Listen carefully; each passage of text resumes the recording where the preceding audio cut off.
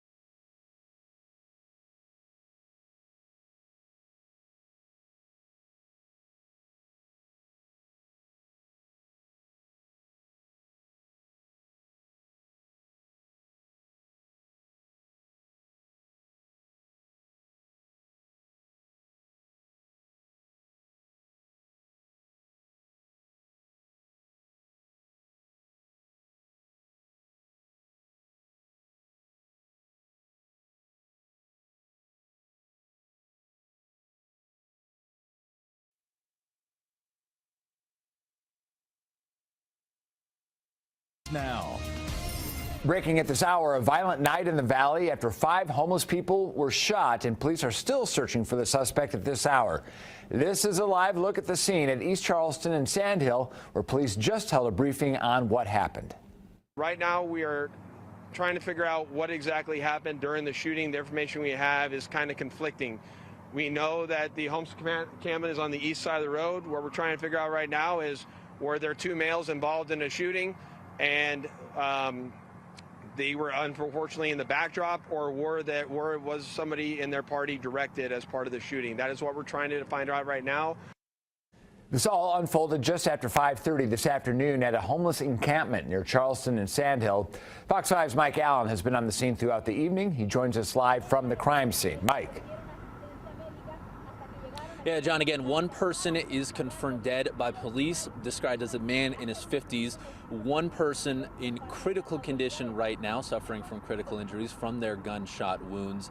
And also 3 people right now stable. All 5 people shot at this intersection behind me. And I'm going to let you get a better look here as police vehicles are still on scene. A few of them have been trickling out as the investigation continues. And it seems like we've still got probably about a half a dozen in view of the camera right now.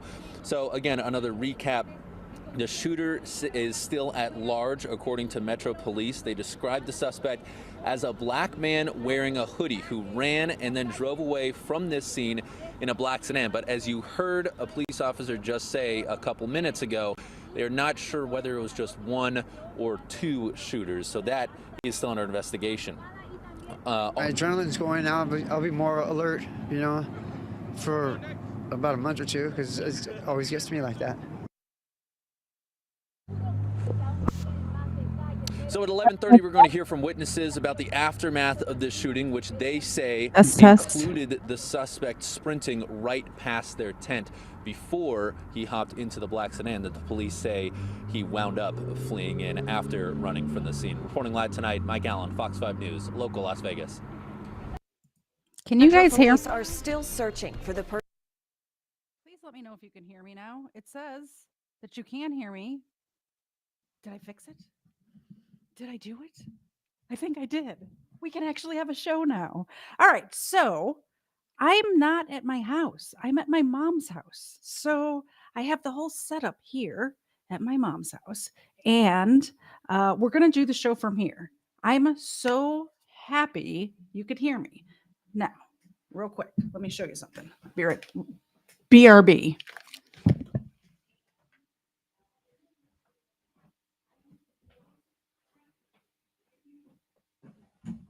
I know, baby. Ava and Zena are not here, but look what I have. This is Wonton Noodle. How adorable is he? So, same rules apply as always. If you super chat or anything like that, Wonton Noodle, this sweet baby boy, will get a treat. He's a little camera shy, but look at how much cuter he is than my dogs, right? Look at that cutie. Oh, sorry, Wonton. Okay. All right. So this is Crimeland. We're going to do a show. Wonton Noodle's going to help me. I have his cookies right here.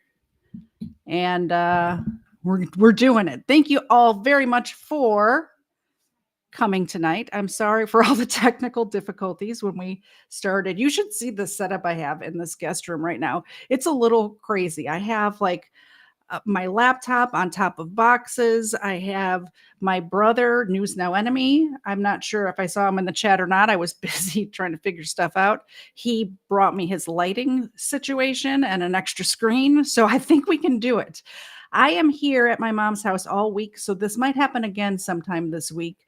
It just depends on how things are going. All right. So that first story, I didn't even hear it because I was busy trying to fix everything. But let me know what you think of it. Let's get on to the next. The next story says Queen's stabbing rampage leaves 4 relatives dead and 2 officers injured. Yo mama, if you could turn down the living room TV, I can hear myself. I'd appreciate that. Yo Mama has one of those open floor plan houses, so everything's very echoey.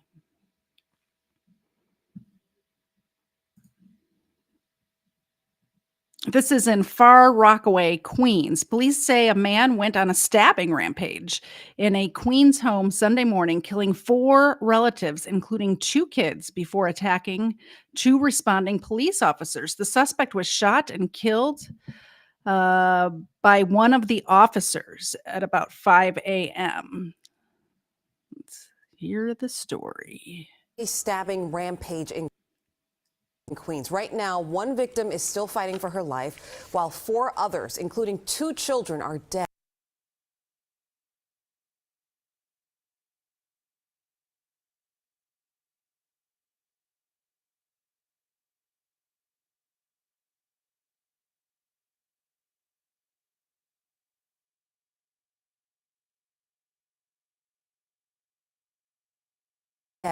The suspected killer went after them with a knife and then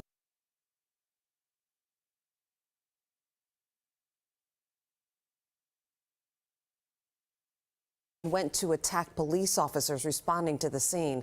Eyewitness News reporter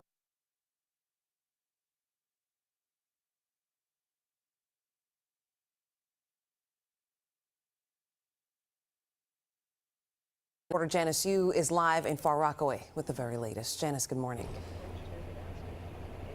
Good morning, Shirlene. What happened in this house is an absolute tragedy, but authorities say things could have been even worse had it not been for those 2 officers who showed up.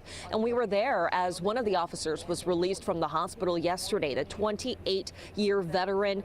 The department gave a wave and a thumbs up as he was leaving the hospital. Both officers had non-life-threatening injuries after being slashed with a kitchen knife. Now, the 2 showed up to the home on Beach 22nd Street in Far Rockaway early Sunday morning after getting a call from someone who said her cousin was killing family members. Once they arrived, they saw the suspect, Courtney Gordon, leaving the driveway of the home. Police say Gordon then slashed the officers before the officers shot and killed him. Authorities found a tragic scene in and around the home. They found an 11-year-old lying on the ground outside. She later died at the hospital. Inside, they found a 12-year-old boy, 44-year-old woman, and 30-year-old man, all who had been stabbed to death. And a 61-year-old woman with stab wounds was also found inside. We're told she is now in critical condition. Now, had it not been for these 2 officers who showed up, authorities say this could have been far worse. He probably would have did another homicide. He probably would have hurt somebody else. I mean, I don't know what was going on with him. I don't think we'll ever know. But our officers, due to their professionalism, their training, and their courage, they were able to stop that and save lives. Police say Gordon had also lit a couch on fire in the living room, and that actually stopped a little bit from officers from getting inside immediately. But that fire, of course, had to be put out before they were able to get inside the home. The names of the victims have not yet been released. Wow, that's a crazy story. I see that some people want to fatten Wonton Noodle Dog up, just like they want to fatten my dogs up. But here's Mr. Wonton Noodle. There's one, and that's from Erica. And just so you know, number 2 is behind the scenes keeping track of everything. So everybody who received a gift membership or made a donation will receive an entry into the drawing for the first weekend of January. This is from Parson, Mr. Wonton Noodle Dog. There you go. Wonton appreciates it, guys.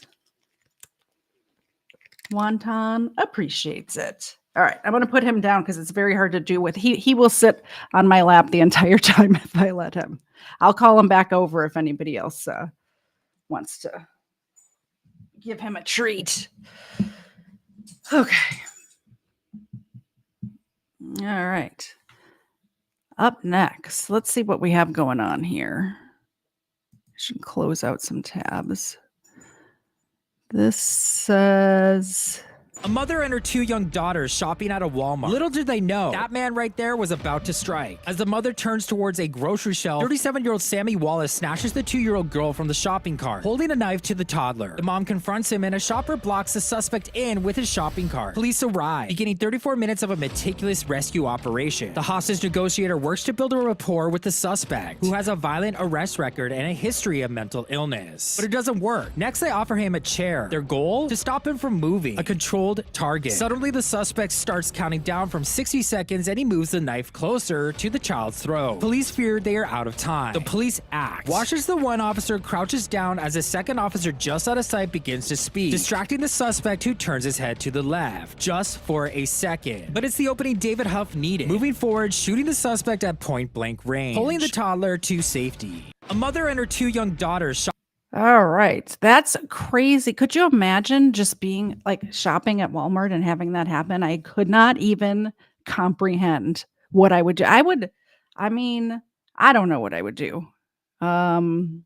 Dude wouldn't get away though. I'll tell you that much. That's for sure. A childish prank ends tragically with Oakland County teen found dead in a small pond. I think, I'm pretty sure, Erica, I think you sent me this story. This is a really sad story. I'll read a little bit and we'll watch the video.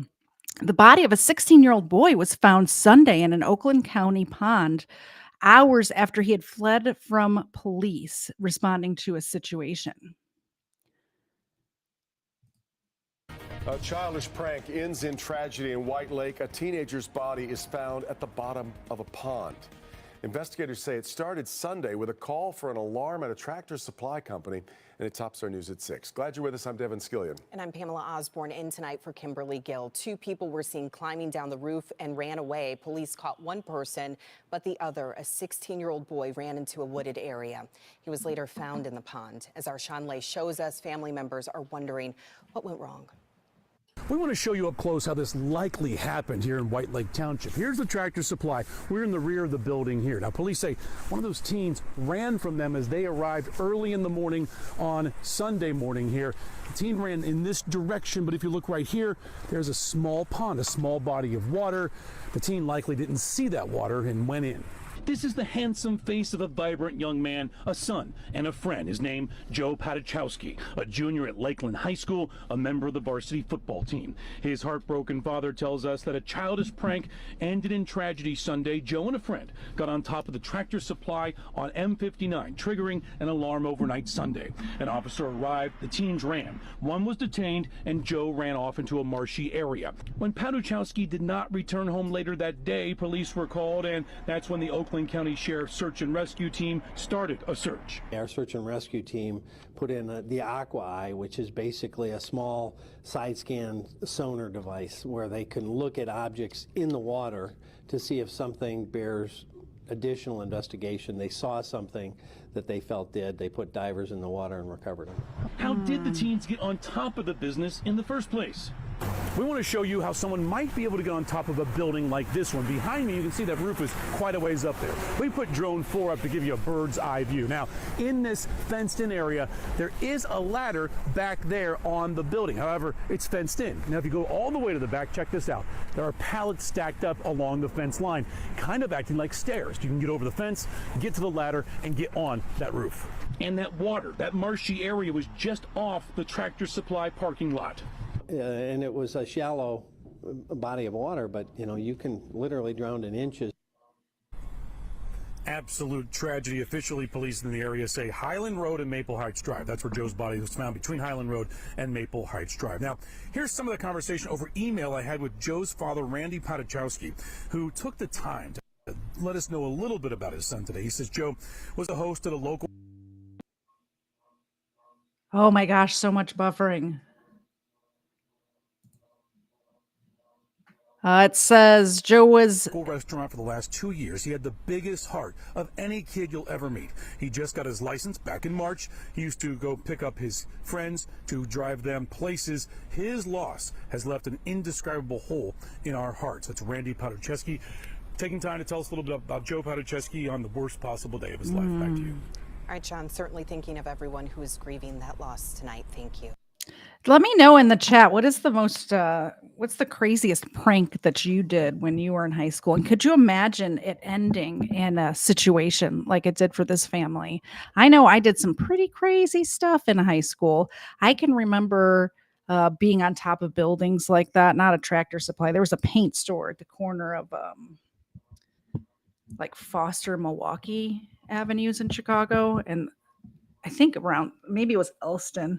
I think they all came to an intersection there, but there was a paint store that the ladder, like they usually have a ladder on the side of the building, and they would leave the ladder unlocked, and we would go up to the top of that building and just hang out up there like as teenagers. So that's probably the craziest thing that I did at that age. What about you? Let me know if you have a crazy teenage just dumbness story that you've done when you were a teenager. Hey, Kafar. Good to see you. So, woman busted for beating man with Christmas tree. Like, Merry Christmas, everybody. You got a Christmas story for you.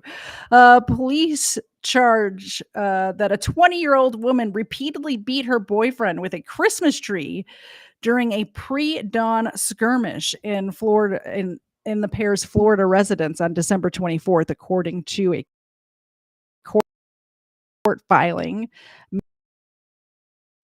Miracle Riviera, and in a verbal altercation about infidelity early Sunday morning in the bedroom of their St. Petersburg home. Cops say that the victim separated himself from Riviera and relocated to the living room around 3:40 a.m. on Christmas Eve. Riviera allegedly followed the man into the living room where he was lying on the couch when Riviera picked up a Christmas tree and began to strike the victim with it repeatedly. The size of the tree is not detailed in the criminal complaint. The tree battering, investigators allege, resulted in the victim sustaining numerous minor scratches all over much of his upper body and arms. Riviera, seen above, was subsequently arrested for domestic battery and booked into the county jail. She was released from custody around 2:40 on Christmas Day and has pled not guilty to the misdemeanor count. A judge has ordered Riviera to have no illegal contact with the victim, with whom Riviera has resided with for 2 years. The tree was not seized as evidence. Why wouldn't they seize the tree? Not sure. Look at that. She looks angry. A Fort Worth woman who fatally shot a teen breaking into her home. I was protecting my kids. Let me see if you guys put any teenage prank stories in the chat. Let's see. I tried to put on background music, but it started buffering as soon as I did that. So we're just not having that this time. Yeah, Erica, you were the one that sent me that story about that drowning. Kind of crazy. That poor kid, that poor family. He was just like, it was just kids being kids, right? Thank you for linking Kafar's stuff there, Erica. Yeah, Florida couldn't even take Christmas off.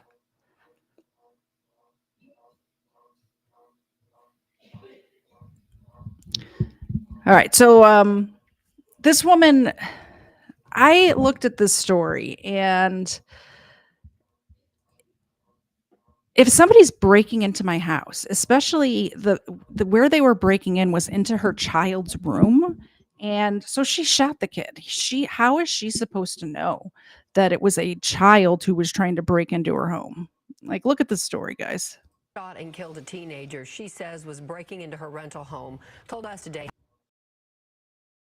the incident has changed her life. Police have not filed charges for the shooting, and they plan to submit the case for grand jury review. Let's talk to Sean Rabb, who joins us now live. Sean. Leah Wallace bought a gun to protect herself and her family, she tells me, after a rash of break-ins in her apartment. Those happened while she and her family were not at home. But on December 14th, twice that day, while she was home with her kids, someone tried to get in. I was cleaning my living room, sweeping my floor, and I heard her window start going back up. So I went and I looked in the hallway and I could see him standing at the window lifting it up, and I just shot. Gunshots that killed 14-year-old Devin Baker at the bedroom window of Aaliyah Wallace's 8-year-old daughter early morning, December 14th. It's bothering me that he was a kid. The incident happened not long after police left Wallace's home after responding to her 911 call about someone trying to break into her duplex. So I called him at 1:22 a.m. We talked for like 30 minutes. They did a report, took pictures of everything, and then they left. I believe there were reports that you had been burglarized or attempted burglaries before. Yes, I have like 3 or 4 police reports before this night. So what has happened since this incident? The apartment called and told me that I was not supposed to have a gun at all, even though I kept calling them and telling them somebody was breaking in. They told me I could not have a gun and that I have 30 days to vacate. And how does that make you feel? Feel like I'm back at square one. I've been there for 6 years, so now I don't know what to do. This case is going to the grand jury. It's a referral, as they call it, and they're going to let citizens decide. What do you want people to know about you, Aaliyah Wallace? That I was only protecting my kids. I have 4 daughters. It's just me and my 4 daughters that stay there. I just was protecting my daughters. How do you feel about what happened? I'm devastated that he was 14. I hate that. I literally do, and I'm so sorry. But at that point, I had to think about my babies. I didn't know he was 14 when he was on the other side of that window. Exactly. I somebody could come in here and hurt me or my kids. That's it. So now Wallace lived in federally subsidized housing. We're seeking clarity on whether she can be evicted. She's concerned that if she is convicted, it would be difficult to find new housing for her and her 4 girls. We called the apartment complex today. The manager there told us to call the corporate office. We did so. The corporate office said, get your information from the local apartment complex. No answers for our questions today. So basically what's going on in this situation is that her house was being broken into and she called the police, and then her house was like a couple hours later, her house starts to get broken into again, right? So she shoots through the window, right? She's getting evicted because the apartment complex is saying that she's not allowed to have a gun in her own home to defend herself, which I think is absolutely ridiculous. I don't know how they could make that law or rule. I guess it's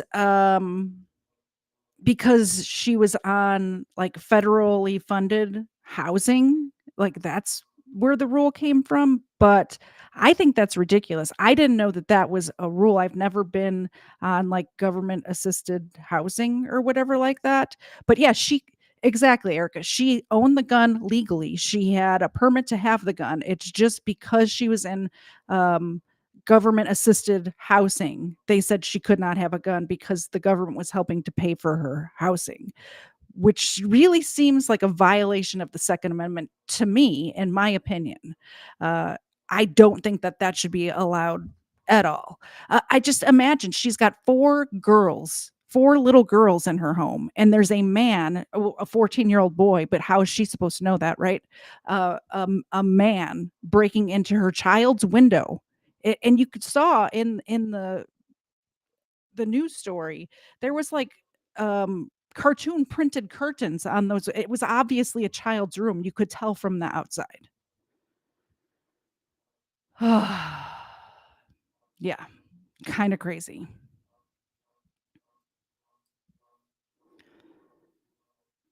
Here's a little more about that story. And it looks like, did Bandit I'll let me pull up YouTube. I'm at my mom's house. If anybody who wasn't here at the beginning, I'm visiting my mom this week. So I'm not at home. So I don't have my normal like setup. So I don't have all of the windows open that I normally have. Let me play this and I'll pull up YouTube and take a look. Was shot and killed at a Fort Worth apartment complex. They say the 8th grader was attempting to burglarize a woman's home and the woman shot him. Fox 4's Peyton Yeager is in Fort Worth tonight. Peyton. Steve, and Fort Worth police tell us this woman is cooperating with the ongoing investigation. The woman told officers that she had previously reported break-ins at her apartment. Police also tell us no arrests have been made. Fort Worth police say a 14-year-old was fatally shot on this front lawn of an apartment near I-20 and McCart Avenue. Just before 3 a.m. Thursday, officers were dispatched to a woman's 911 call of an attempted burglary. Officers responded and then left to finish the report. A short time later, the same woman made a second 911 call stating the burglar was back. Fort Worth police responded again.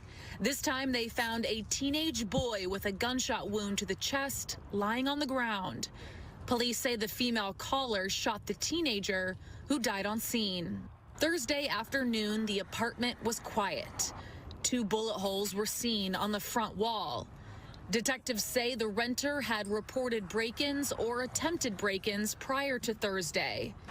Fox 4 learned the teenager was an 8th grader at Fort Worth ISD's Rosemont Middle School, just a few miles away. But I connect with these kids like that, so... Derwin Lamb was set to have a mentoring session with the teenager at school on Thursday.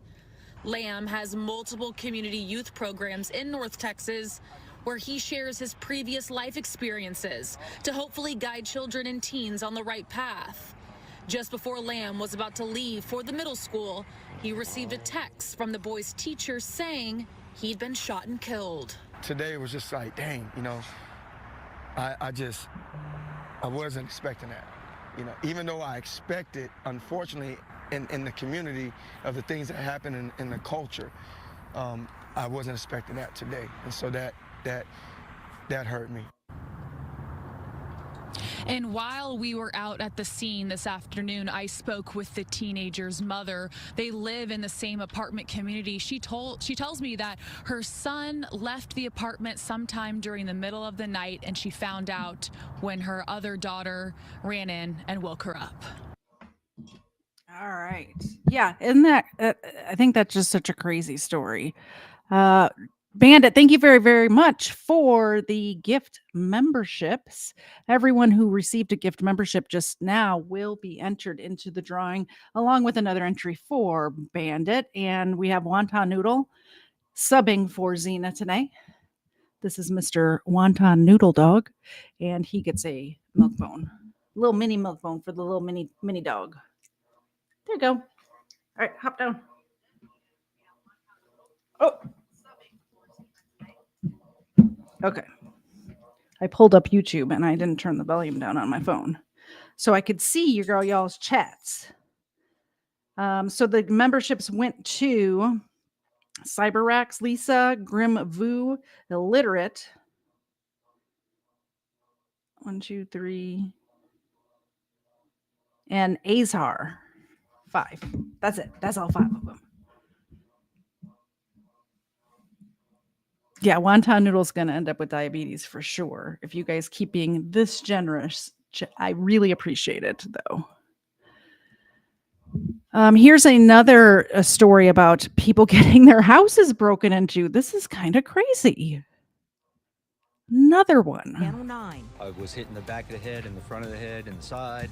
Just, it was coming from everywhere. This man says he was attacked by a group of middle schoolers on his front porch. Middle schoolers. Did you hear that? I guess that other kid was in 8th grade, right? So that's middle school. Middle schoolers breaking into people's house. And it's not even like they're breaking into unoccupied homes, like while people are at work. They're breaking. The one that we just watched was in the middle of the night, 3 a.m. with 4 young children at home. And this one is in a broad daylight as well. Middle schoolers breaking into your house. What do you do in that situation? What would you do in that situation? Like, let's say the first one, obviously, she didn't know that it was dark. She didn't know it was a middle schooler. But if you have a pack of middle schoolers breaking into your home, what do you do in that situation? If it was a grown man breaking into my house, I wouldn't even think twice about defending my home and myself. But seeing children, I just don't know. I guess I'd try to scare them off first. I wouldn't aim center mass the first like, maybe they get a warning shot because they're children. Let me know what you would do. Let me know what you would I do. haven't slept at all since it's happened. And neighbors say it's part of a larger issue of students coming into their neighborhood and causing major problems. The help they're now calling for. Neighbors in Lockhart told us they are on edge every day after school during dismissal. Good afternoon. I'm Darlene Jones. And I'm Greg Wormuth. We first reported in May about the issues in this neighborhood, including students getting into fights and damaging property. Today, only Channel 9's Felicia Ashley spoke to a man who says he was actually attacked by some students, and she joins us live in Lockhart now. Felicia, neighbors are fed up, they told you. That's right, and that's because of where I'm standing right now. This walkway is literally leading to the issues into this neighborhood. It funnels kids from the middle school right down to this street. Well, when we were here 6 months ago, the neighbors told us they were incredibly concerned that things were going to get worse. Well, on Friday, they told us they did. Take a look at this video. It shows a group of Lockhart Middle School students beating up Ricky French on his... Look at how many there are. It's like when you accidentally lay down on a anthill or something. She's getting swarmed. This man is getting swarmed on his own front porch. Let's see if I can make this bigger. The last time I tried to make the video big, it buffered. Let's see if I want you guys to see this.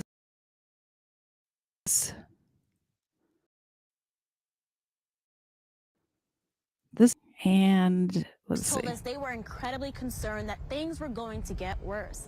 Well, on Friday, they told us they did. Take a look at this video.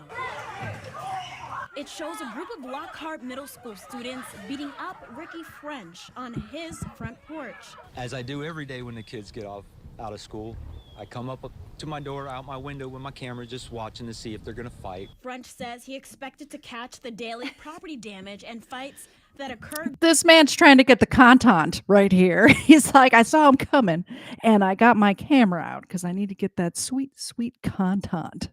During the school dismissal. It's every single day we deal with this. When they get out of school, people are getting off of work, taking food out of their house to come and sit at their house and watch their house for the half hour these kids come by. He says he became the target when a student saw his phone.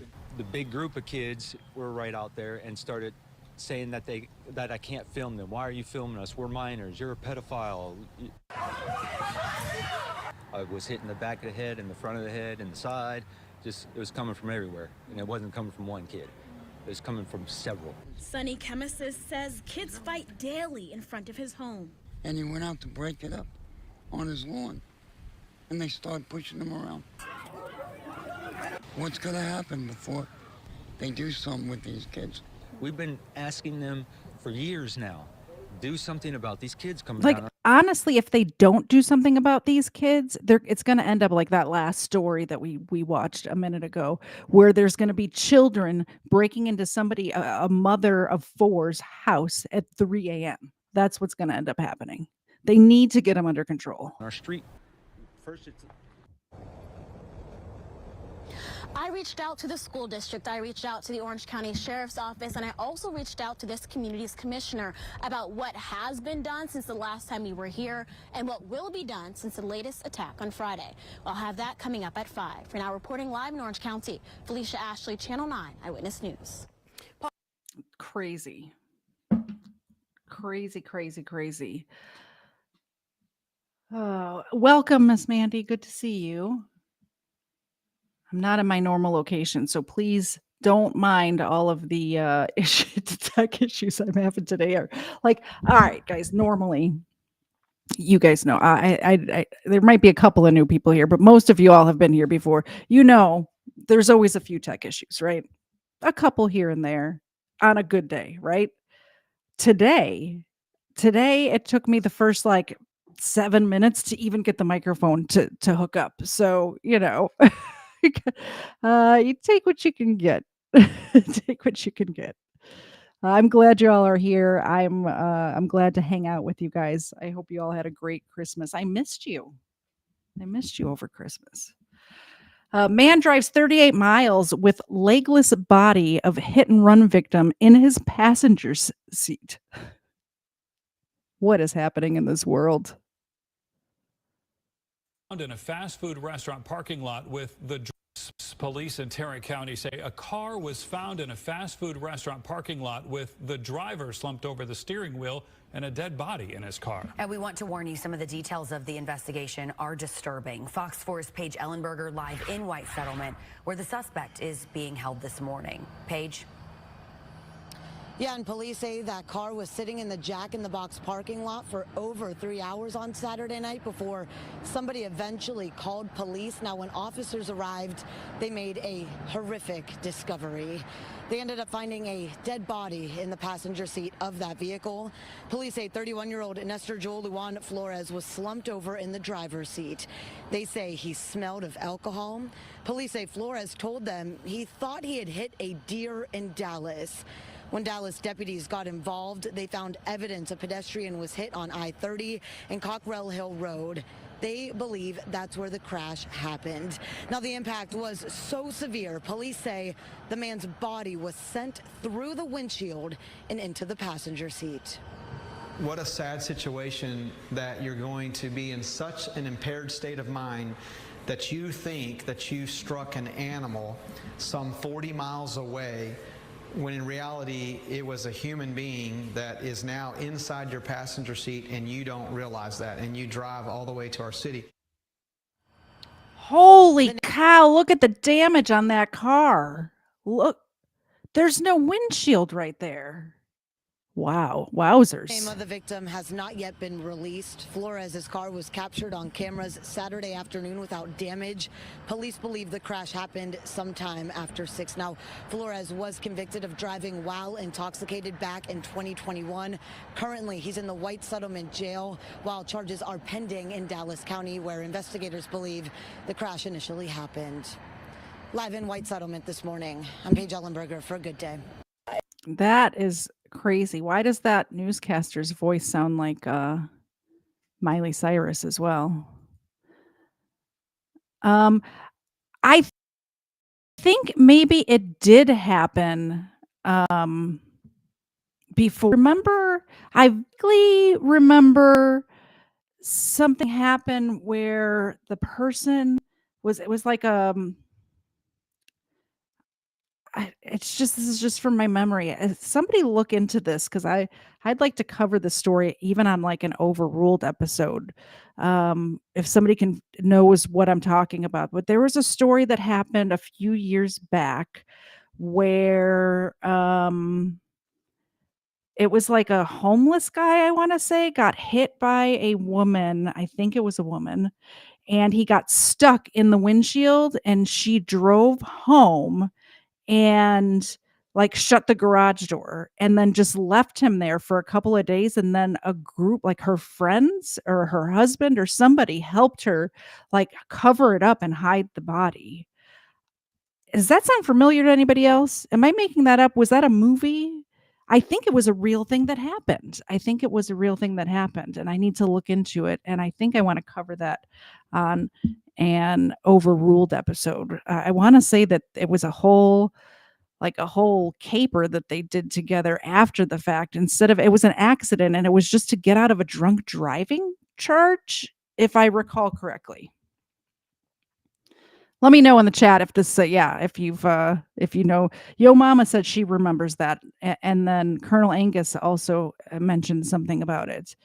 It was a real story. Yeah. Okay. So Parson thinks it was a real story, and number two's telling me behind the scenes she's hanging out with her dad, just like I'm hanging out with my mom this week, and he remembers it happening too. So yeah, that really happened. I need my research team. And by research team, I mean everybody who can hear my voice right now. You're my team, to let me know, like, just like the name of the person or where it happened or something, so I can dig into that one for sure. Okay, so this is shoplifting in Charlotte. Start at the beginning.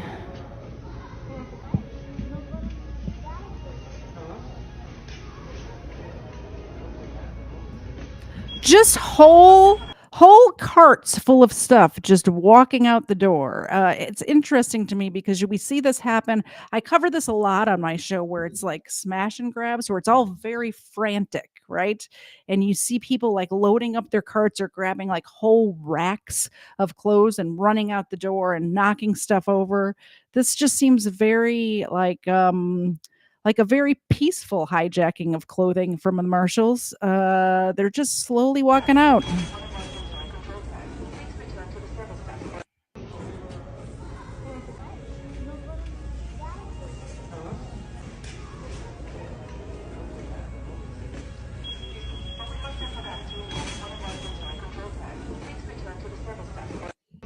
Yeah, just very, very casually taking an entire look at how many clothes are in on her cart. Crazy. This says Karen messes with the wrong cop. Number two, what are you doing? Did you mess with the wrong cop? It's funny because she's sitting next to her dad, who is a retired officer. Did you mess with your dad? They have a YouTube video about it. Getting offended are two things that are certain in life. Today, we will take a look at Karens who decided to mess with the wrong cops. Oh, this is a compilation. I bet somebody submitted this to me to do for that Karen video. But we didn't watch it then, so we'll watch it now. Let's just say they got what they deserved. What are you doing? What are you doing? What are you doing? What are you? When I make it big, it buffers. Sorry, guys. What are you doing? Okay, relax. Bring it down. Bring it down a notch, please. Please. I'm here to help you. I'm here to help you. Her boyfriend decided to kick her out of his car, and when the cops came, due to the gas station owners reporting a crazy lady marching around, this happened. Can you sit on? I can see that. I can. Ma'am. Just turn me away like I'm a Ma'am, can you just sit down for me?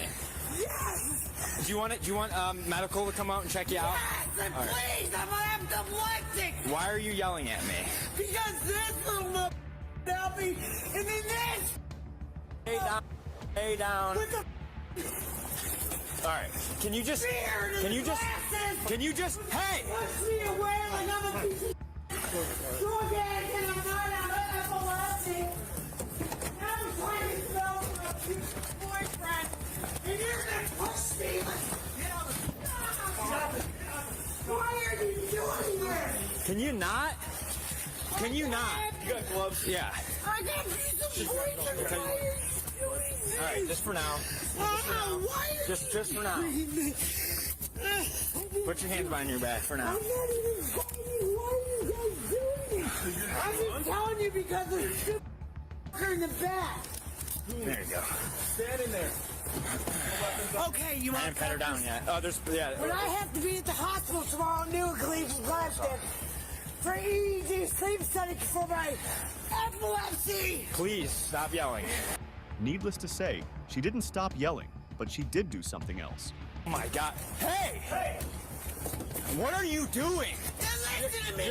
You're gonna get a ticket. None of you guys are listening to me. You're ignoring me. We have a. Then why are you ignoring me? Look how you're acting. Why are you listening to me? Look how you're acting. Because you guys are listening to me. Just talk to her. Oh my gosh, I just want to slap her. She's her voice is so annoying. Treating me like right. I just want somebody to listen. We are listening to you, but you have to understand. My boyfriend just booted me out of the car and left me on the streets. You guys don't even understand. You're swinging around a gas thing, and then you're kicking my window out. Because the owner was gonna call you guys for me, and then God knows who acted like he was cooler All right, you have to than me. just step out with me real and quick. Then he just acted like he was cooler than me. Step out with me. And then wouldn't even listen to me and left me acting like he was. All right, we're gonna go in this car over here. Nothing. We're gonna talk over in here. All I right. just want to talk to Do you have any weapons on you? Of course I don't. Okay. Getting offended by a My answer would be, of course I do. Of course. I have a weapon on me.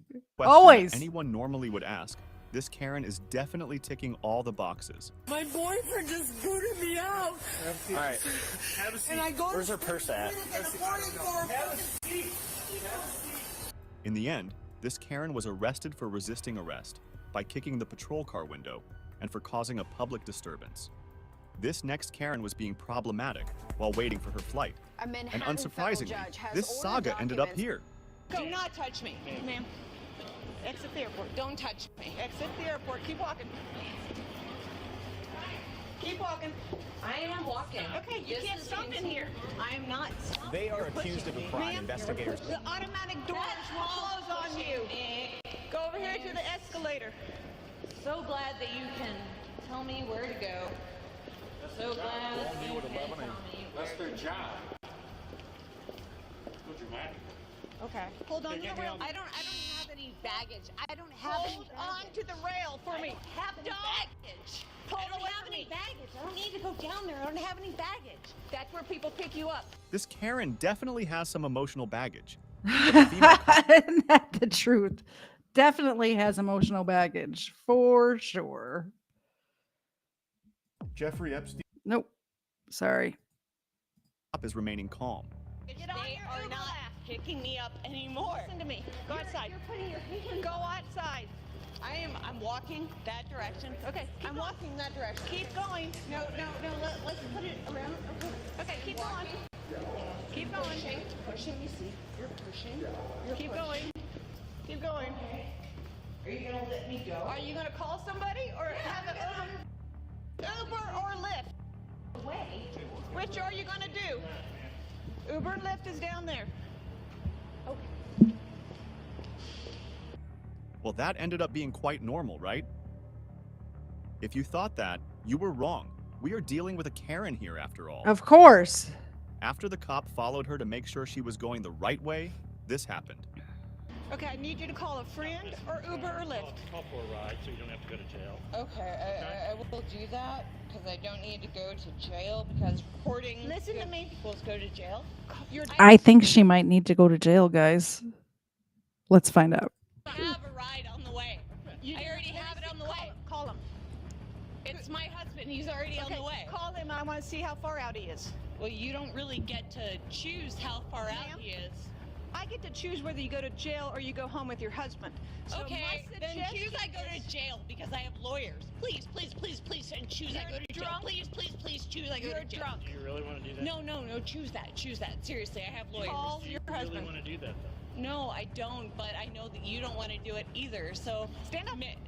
Sergeant Stand up. Holmes. You want to go to jail? We'll go to jail. Put your hands.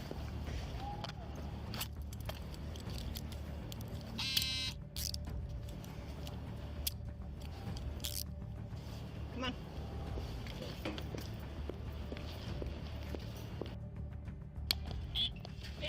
Ma'am, stop. Yeah, this hooker is... Stop.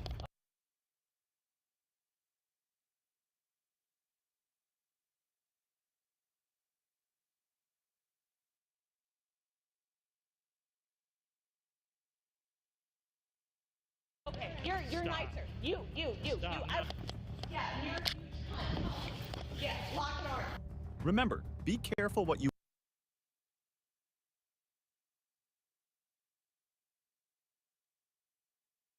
wish for because sometimes you might not like the result. The same happened here when reality caught up to this drunk Karen. Hey, how about, you're gonna drag me back? Stop. Why? Human being. Then turn me around. Then turn me around. Then turn me around. You're not cooperating. You're not cooperating. Holy cow. You're gonna sit down. They're gonna basically tie her up and wheel her around in a Delta wheelchair. Perfect. Happy holidays. I will turn it. I will sit down.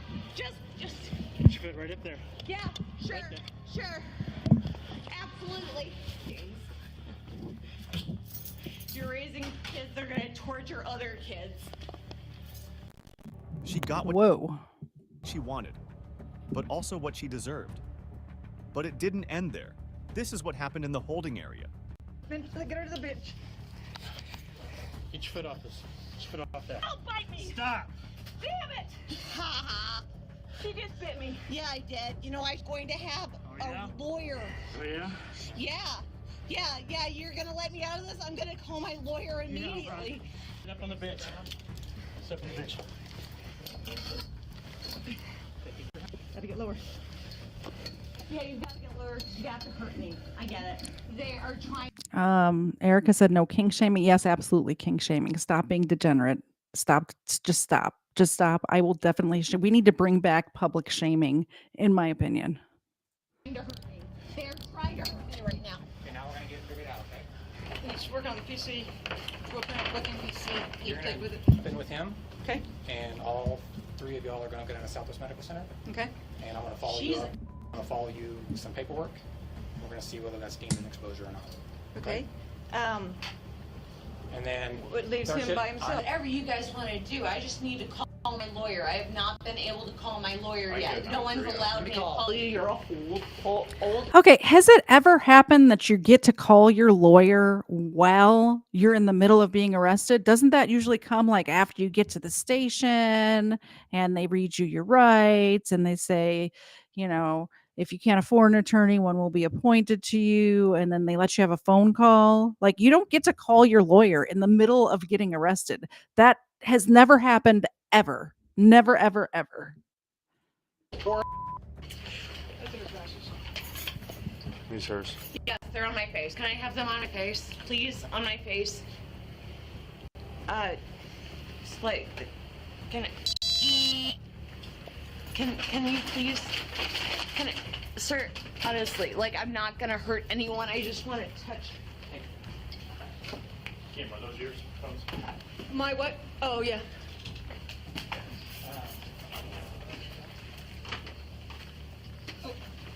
I think in the middle of this. Yeah, you dropped my phone over there and your phone over there. So my phone probably needs to go with my. You see, that's my phone right there that I saw on the floor. That was my phone on the floor right there. You're gonna forget it on purpose. They left my phone on the floor. They refused to let me leave, and then they left my phone on the floor, and they're not giving it to me. She got herself arrested on purpose as well. In the end, her pure husband had to bail her out since she was taken to jail. Things will get worse though with the next Karen, who tried to. I think he meant to say her poor husband. Her pure. He might be pure too. Who knows? I don't know. Avoid getting arrested. Keep in mind that she had a kid in the back seat the whole time. It really bothers me, especially a lot more when they have children with them. Or there was one we were watching on KFAR's channel the other day where the guy had his dogs with him. Like, keep your kids and your dog. Like, if you're going to do this dumb stuff, don't have your kids and your pets with you, because like the dogs probably went to animal control, right? And now what's going to happen with these kids when she gets arrested? They're going to end up having to take them into child protective service. Like, it's traumatizing your kids for absolutely no reason at all. Or your pets, either way.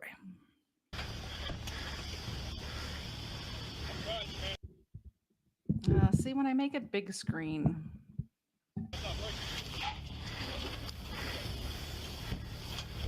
She's not gonna make it far.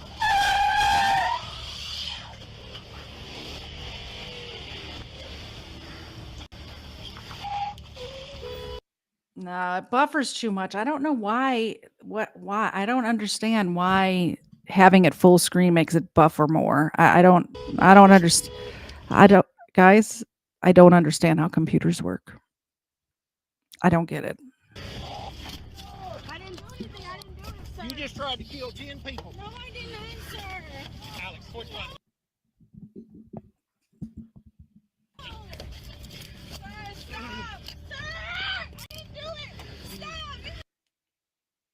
Well, we might not be able to watch the rest of this one. Why have you done?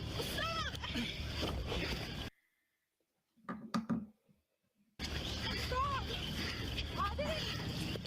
I didn't do it. All right. I don't think it's going to let us watch the rest of this video. There's only a couple minutes left. Get it. Make it fit.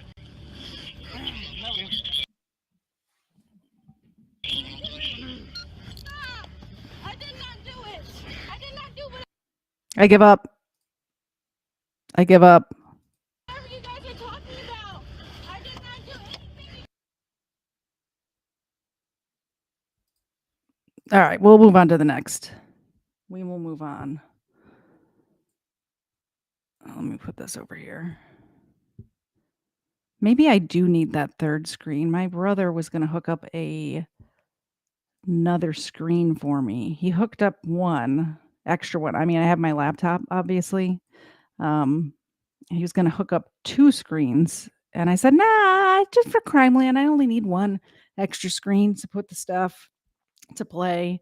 Now I'm finding it difficult. Finding it a little bit difficult. All right. Next story. Teen faces murder charges after allegedly laughing while they beat a 53-year-old father to death outside an Ohio Kroger.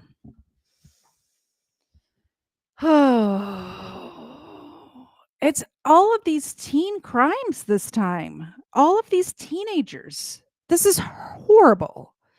On December 6th, 3 Columbus area teens allegedly laid in wait for a 53-year-old father to exit a local Kroger, whereupon they reportedly were laughing and enjoying themselves as they beat the man senseless. Now, all 3 face murder charges after the victim died Monday from his wounds. The victim has been identified as Donnie Smith, according to Smith's wife. Smith was an amazing person.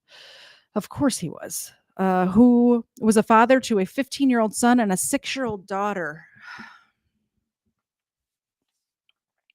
According to the police report, Jamarian Fred Ray Evans Bennett. Okay, that's a lot of names for one person. Jamarian Fredere Evans Bennett, age 19. Datonda Davon Hughes, age 18. And an as yet unidentified 17-year-old male allegedly became involved in an altercation inside the Kroger with a number of Kroger patrons. Whereupon they were asked to leave by security. The 3 then reportedly went outside to wait for Smith. It is unclear as yet why Smith in particular was targeted by the group or what the nature of the disagreement was inside the store. I'm sure this will all come out in the murder. Like there'll be a trial. There'll be evidence, and it is all like everything, every aisle, every inch of that Kroger is under surveillance. It will all become public record. Witnesses said that the 3 appeared to be laughing and enjoying themselves as they punched, kicked Smith to death in the parking lot. The beating only stopped because a passerby with a firearm ordered them to stop. If only he would have passed by sooner. That's horrible. Ordered them to stop beating on Smith, causing them to flee across the parking lot. Police were originally investigating the incident as a felonious assault, But when Smith succumbed to his injuries, they arrested and charged the trio with murder on Wednesday. A GoFundMe has been launched by Smith's wife to help with the cost of the funeral expenses. Let's check out the. Okay, that'll cover the funeral. Look at, oh my goodness. Here's him and his kids. The GoFundMe has raised, they had a goal of $10,000, which is about right to pay for a funeral and a plot, like the headstone and all that. And they've raised almost $60,000. Pray for this family. It's horrible, horrible losing your father like that. I can't even imagine.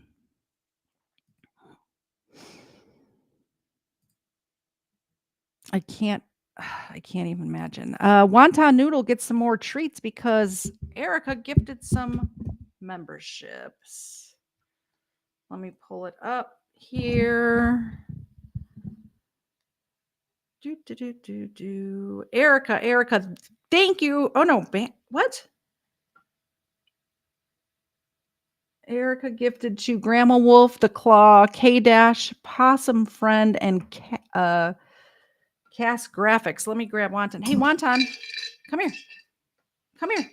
I might have to get up and get him. Whoa. All right, hold on a second.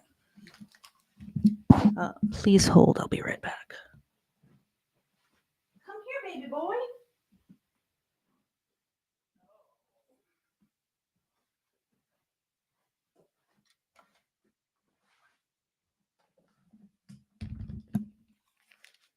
He was taking a little nap, a little nappy poo. All right, Wonton, say hello to the people.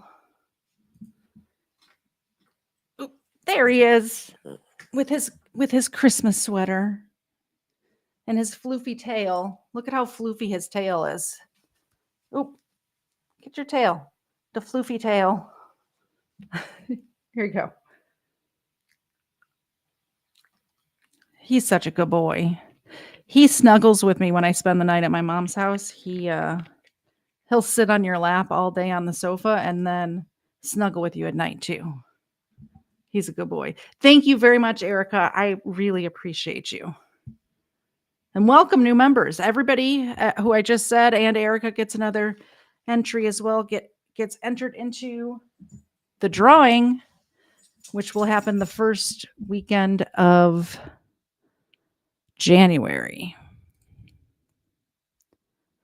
Thank you. Yeah, he said, don't show my butt. What are you doing? His tail is so floofy. It's adorable. It's the cutest thing about him. I had to show it. I had to. Yeah, if you want Katie Zed merchandise, by the way, you can do that. Let's do the little ad break, and then I have about 5 more stories left to tell you guys about. So, ad break, as you guys already know, because we've been doing it all show, if you make a donation, the doggo gets a treat, gets a little mini milk bone. We're trying to fatten this dog up, so help out. If you want to purchase any merchandise that Katie Zed merchant, look at this. Number 2's putting the stuff up for me. She knows I'm a little frazzled tonight. So it is katiezed.com. Discount code Iggy5 this much. That's IGGY and the number 5, Iggy5 for 5% off. That just about covers the shipping.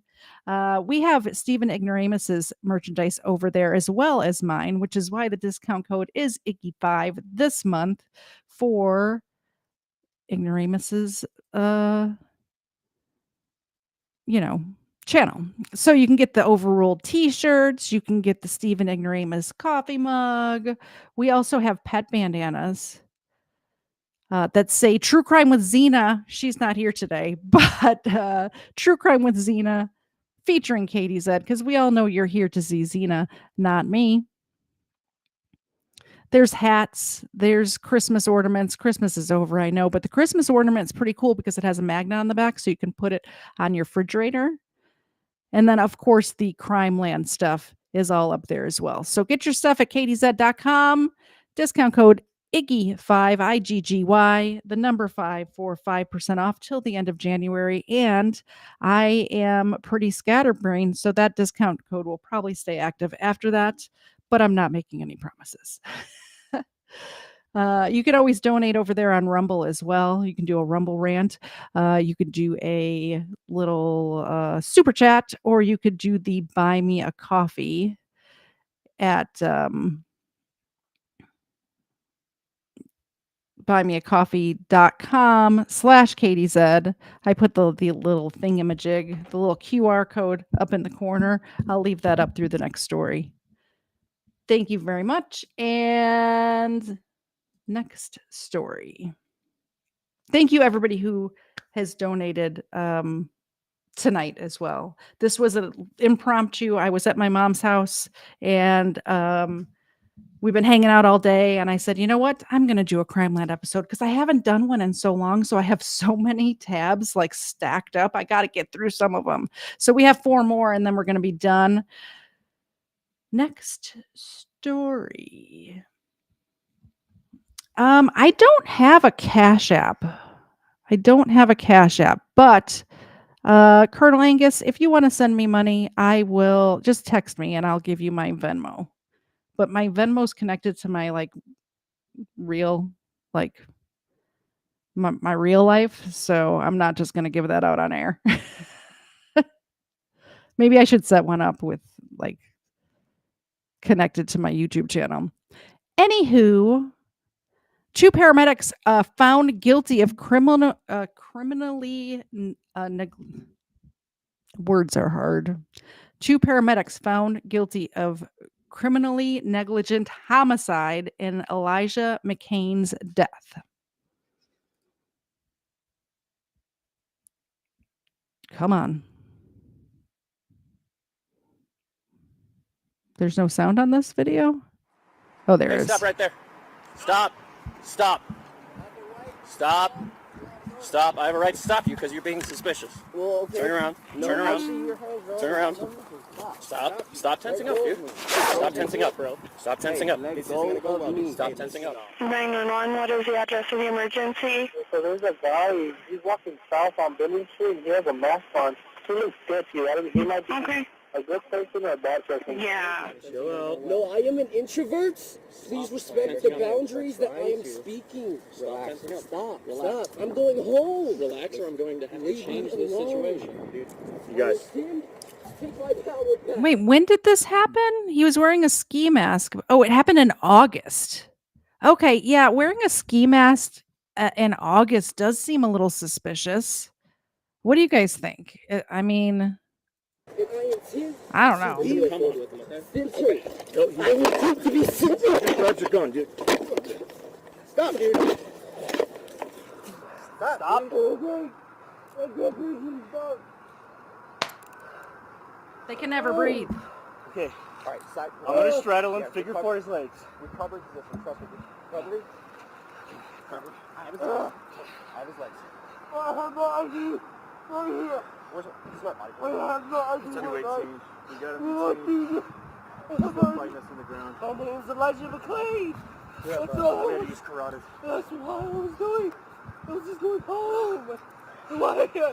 I'm an introvert and I'm different. Dude, if you keep messing around, I'm gonna bring my dog out. He's gonna dog bite you. You understand me? Keep messing around.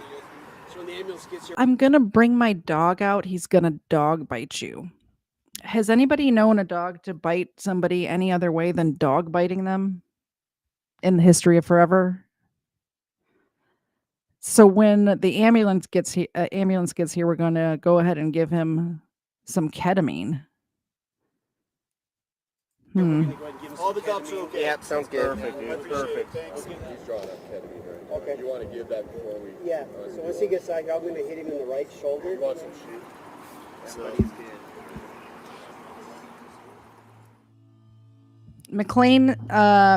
McClain suffered a heart attack on the way to the hospital and was declared brain dead 3 days later.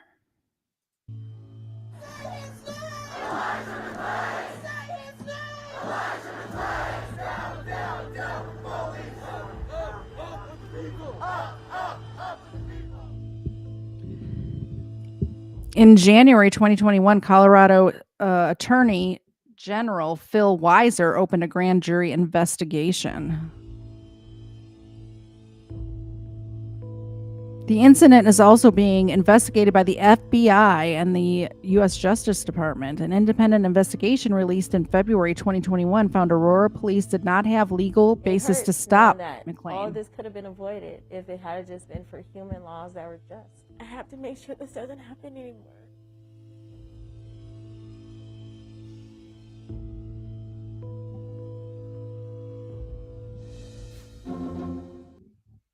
So it says 2 paramedics were found guilty of criminally negligent homicide Friday in the death of Elijah McLean, a 23-year-old black man who was subdued by police and injected with ketamine in Aurora, Aurora, Colorado, in August 2019. Jeremy Cooper and Peter Chichenik had pleaded not guilty to felony charges. Chishuniak,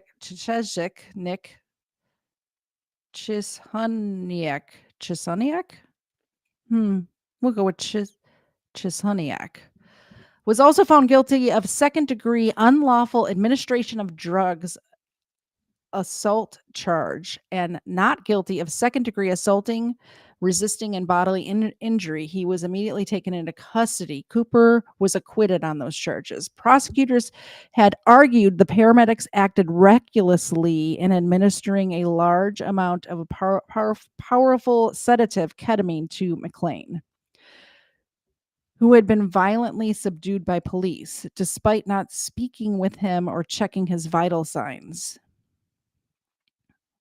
An amended autopsy report released in 2022 listed McLean's cause of death as complications of ketamine administration following forcible restraint. That seems fishy to me. They basically changed the autopsy to match what they were charging the guys with. That seems fishy. I might need to look more into this one. However, the paramedics testified during their trial they were following their training for treating patients experiencing excited delirium, a controversial diagnosis describing extreme agitation generally applied to people being subdued by police. During our training, we were told numerous times that this was safe and effective drug. From what I understand from that Maya Kaczynski case that just happened, ketamine is safe and effective. I don't know that much about ketamine, so I don't know. Also, if it was in their training to administer ketamine and that's what they did, they followed their training. I'm going to have to, this is one that I can't make a snap decision on just by the information that I have so far.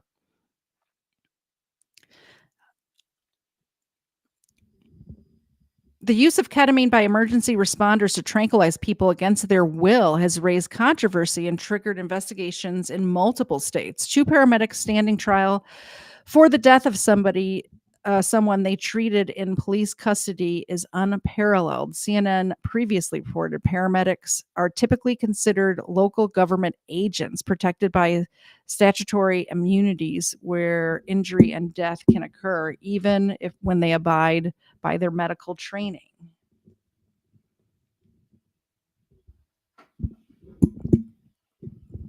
Yeah, I'm going to have to look deeper into that one.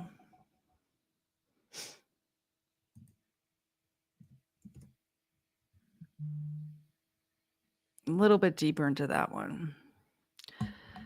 Arrest of burnout suspect in Midtown caught on camera. We like it when they're caught on camera. But this is Midtown Atlanta. This is my neck of the woods, guys. Wild scene tonight in West Midtown, all caught on camera. This is video sent to 11 Alive tonight from Northside Drive and 17th Street. You can see a large crowd gathered, a black pickup truck doing burnouts at the intersection. Then the Georgia State Patrol drives in. The burnout suspect tries to drive off. Many of those who stopped to watch also ran away, but the trooper doing a pit maneuver. Watch the athletic move he makes out of the car with the weapon drawn on the hood, pulls the guy out, and then is able with the other hand. Look at to put the that. handcuffs on him and drag him off of the hood We have reached out to the GSP tonight to learn more about the circumstances of the arrest, but that probably sums up all you need to know right now. That was very athletic. Let's see that again. With the weapon drawn on the hood, pulls the guy out, and then is able with the other hand to put the handcuffs on him and drag him off of the hood. We have reached out to the GSP tonight to learn Amazing more work, about the officer. circumstances of the arrest, but that One-handed, made the arrest one-handed. Amazing. He has two personalities. Former friend of Defiance human trafficking suspect speaks out. Okay. Say they have never seen the likes of. Now, a former friend of a suspect in the Defiance human trafficking case is opening up, only to First Alert 4. 3 St. Charles County men are behind bars tonight, charged with enslaving a 20-year-old man from India inside a Defiance home for nearly a year. Tomorrow, they'll face a judge, hoping to reduce their bonds. Only First Alert 4's Caroline Hecker spoke with a former friend of the suspect. Police, Caroline, are calling the ringleader. That's right. Kartik Balam says he met Venkatesh Sadaru in India through a mutual friend in 2006. In 2008, Sadaru immigrated to the U.S. with Balam's help, and they both remained friends as Balam moved to Missouri a few years later. But that friendship would experience a falling out. One Balam says was littered with lies.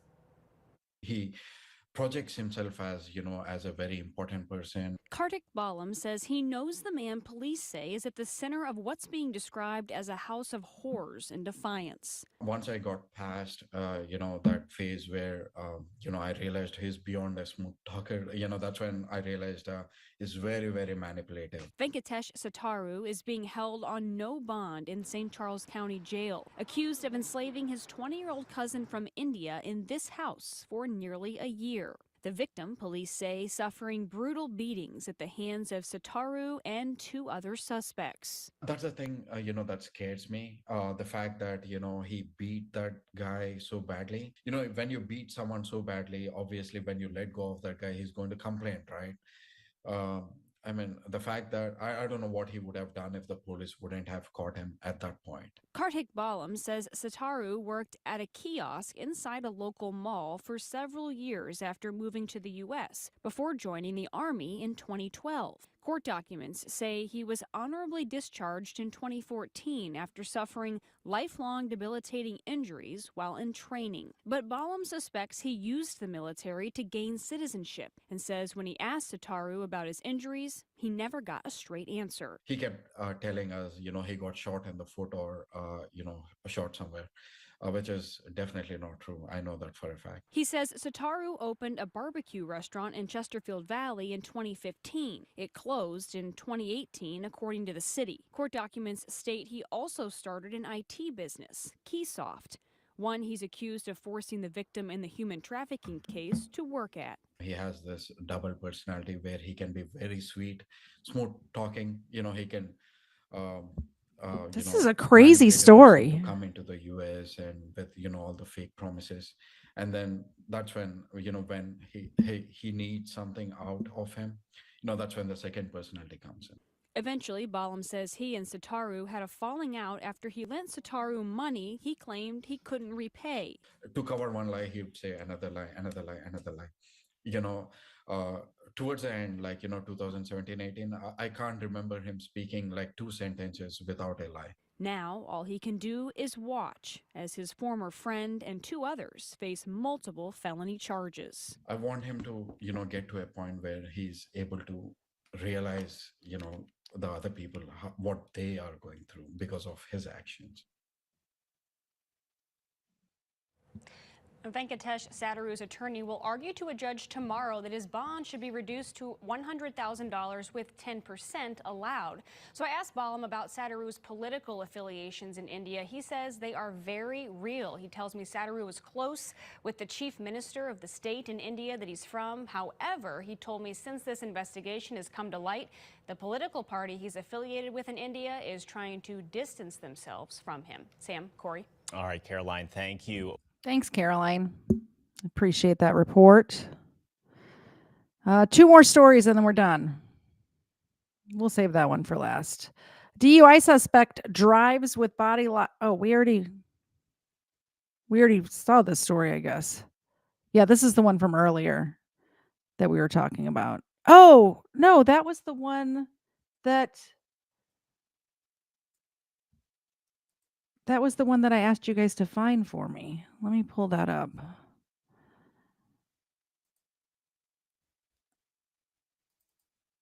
Yeah, go to the story.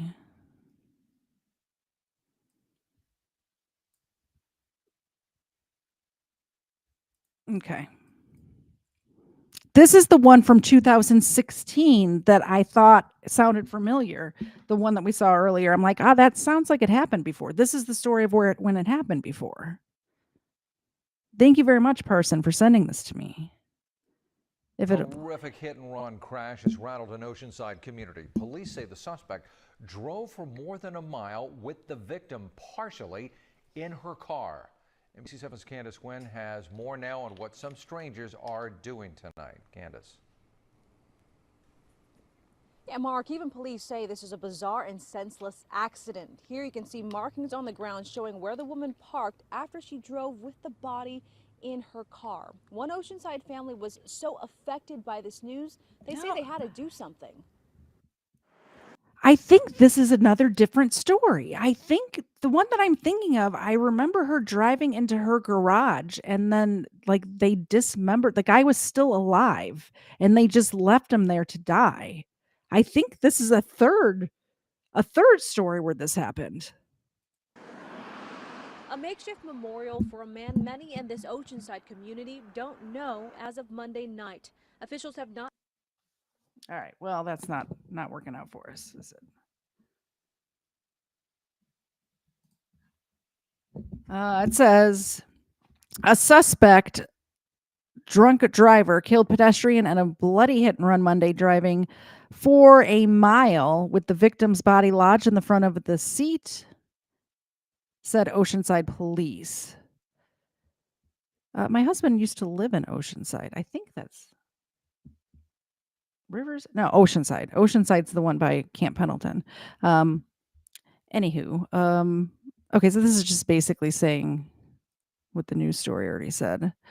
Shortly after she abandoned her car, her live-in boyfriend called the police and reported the incident. Police said officers found her at her house approximately 2 blocks from where she left the car. One witness told NBC7 he was outside changing the oil in his car when he witnessed the crash. He said it was like a scene out of a movie. There was no words to describe it.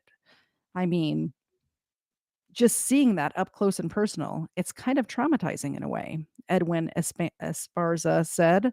Another man said he didn't want to come outside Monday morning because he could tell it would be a graphic and disturbing scene. Yeah, I think this is a third story. The one that I'm thinking of, I think the guy was alive and they like left him locked in the garage, lodged in the windshield. I'll find it. I'll bring you that story. By the time you see me again, I will research that story and I will present that story to you. Unless it's from a movie and I'm just confused, which is a very distinct possibility.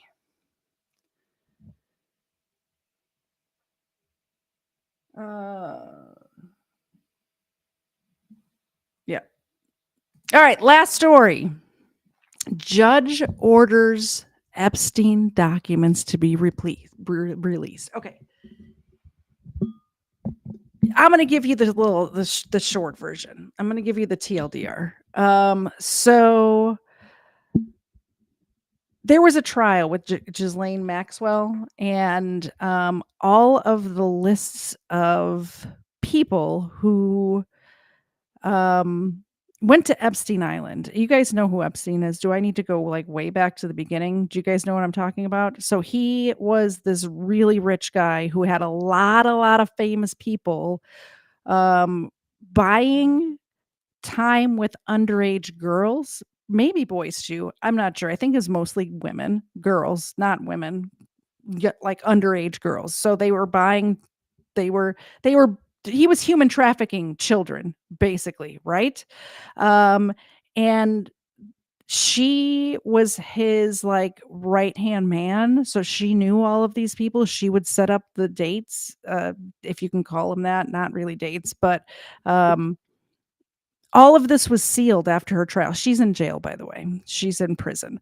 All of this was sealed, and a judge ordered the documents to be unsealed, which means if this goes through, stuff's going to hit the fan.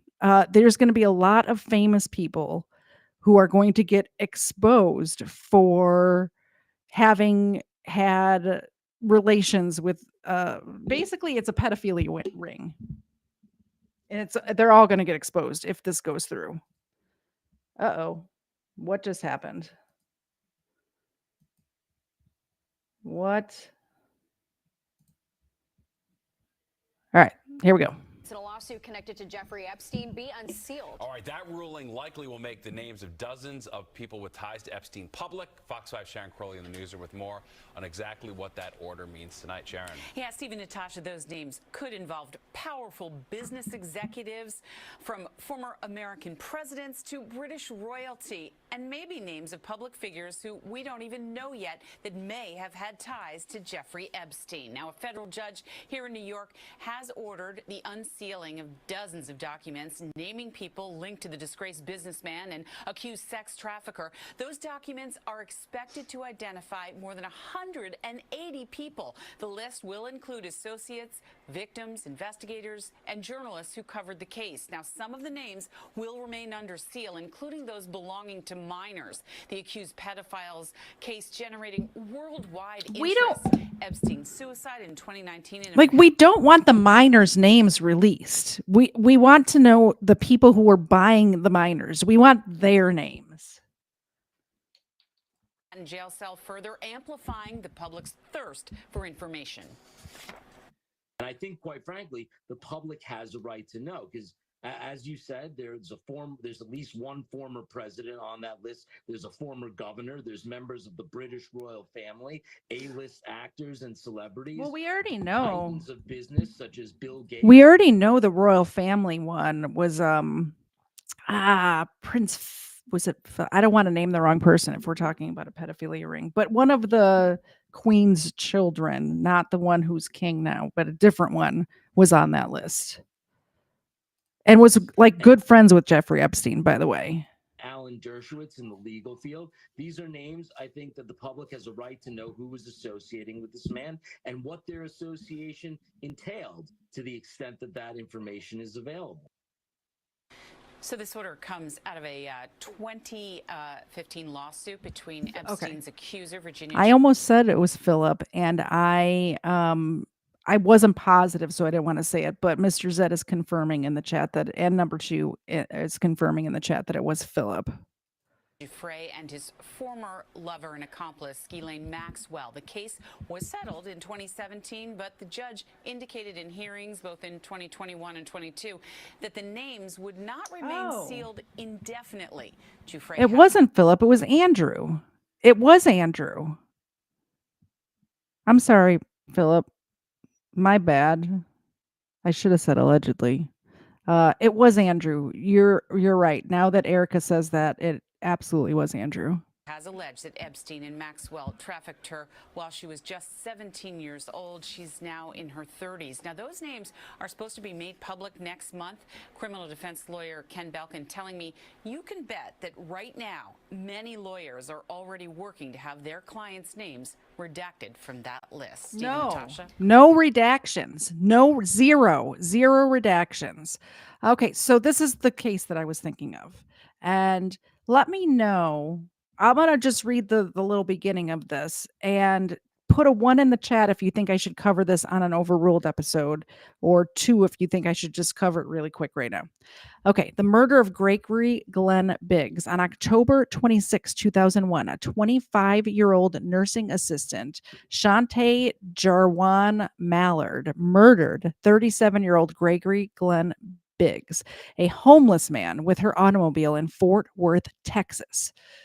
The force of the crash lodged Biggs into the windshield. Mallard then drove home, left the man lodged in the windshield of her car, parked in her garage. He died several hours later.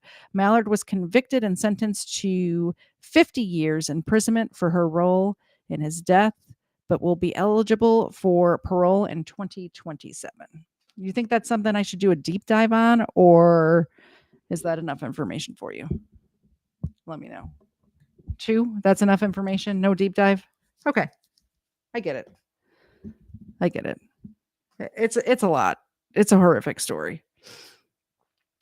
Anyway, that's the show tonight, guys. I thank you very much for joining me.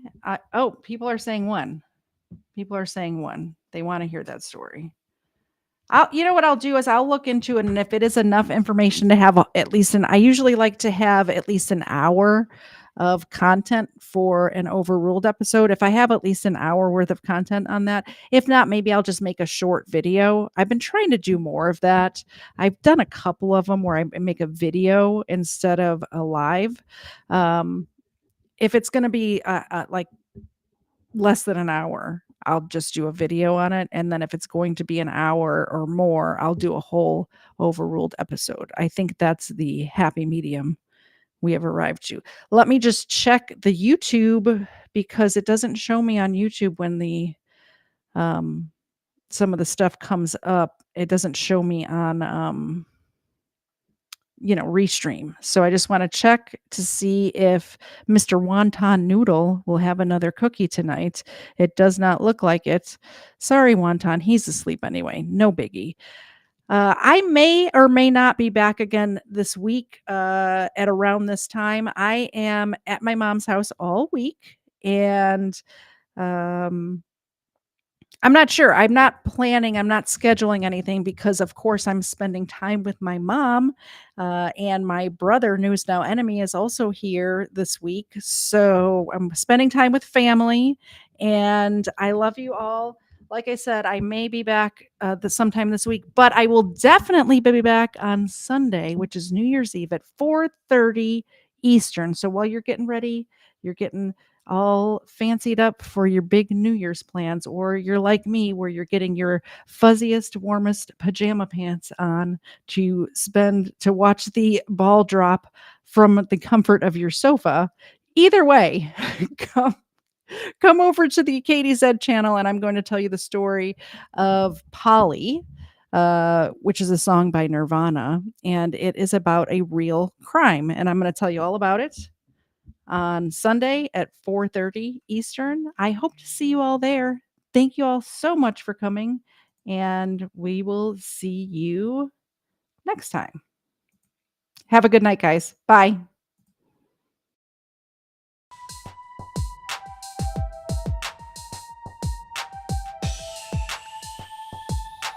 First Florida man was Hernando de Soto.